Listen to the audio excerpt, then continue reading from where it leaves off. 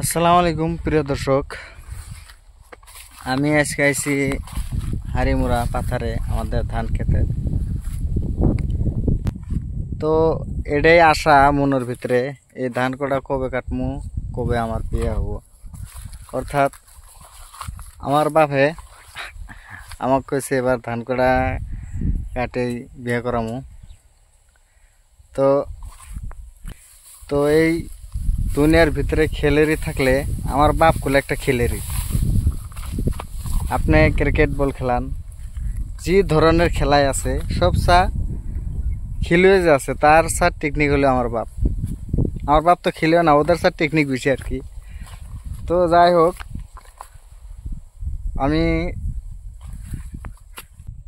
আমি গাড়ি চলাই।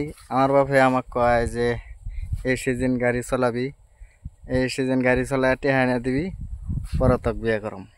তো আলহামদুলিল্লাহ এক সিজন গাড়ি চলায় বহুত পয়সা এনে দেই।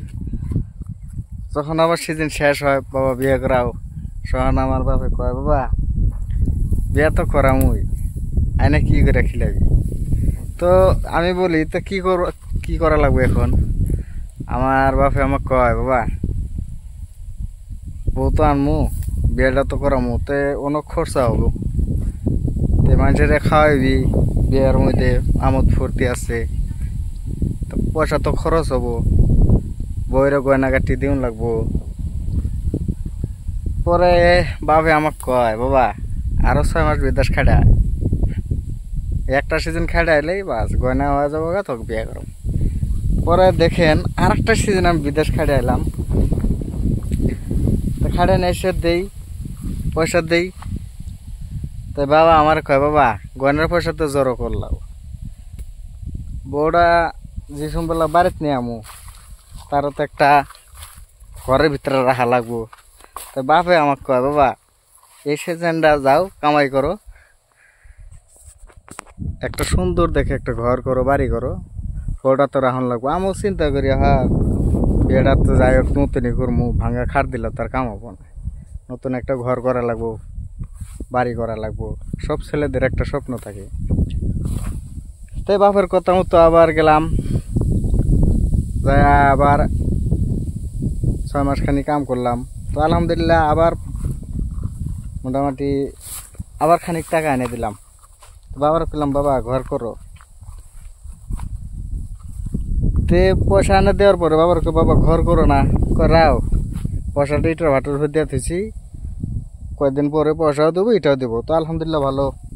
তারপর এসে আব্বা বিয়ে করাও, তো আলহামদুলিল্লাহ তারপরে এসে বাবা কয় আব্বা বিয়ে করাও, আব্বা কই, পরে আব্বা কয় বাবা বিয়ে তো করমই, কারণ একটা কামের লাইন তো থাকা লাগবো, একটা কামের লাইন ধরো, যে কোনো একটা বিজনেস করো, পয়সা করি দরকার, কেউ একটা পয়সা করি, আর একটা সিজন তুমি ভাগে যাও কামাই করে আহো, পরে একটা বিজনেস তোমাকে ধরা দিন, পরে বিয়ে করো। আর বিদেশ বাড়ি ঘর যেমন লাগবো না, আমিও চিন্তা করি বউ থিয়ে রাতটা যখন ফাঁকা থাকবো ভাল লাগবো না, মনটাও তো আরো কষ্ট পাবো। বউ থাকলো একখানে, আমি থাকলাম একখানে, কথায় আছে না বউ থাকিতে বউয়ের সুখ পাইলাম না। তো আলহামদুলিল্লাহ বাবার কথা মতো আবার গেলাম বিদেশে, তাই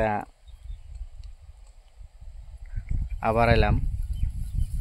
আশা করে কই বাবা বিয়ে করো না, কয় বাবা যা কামাই করে দিছিলাম আর যা নিছিলাম সব খাওয়া দাওয়া সুদবাদ, এবার তোমাকে কোনো চালানে বিনা চালানে অফার দিলাম, তুমি কোনো থেকে পাও বিয়ে একটা করে নিস।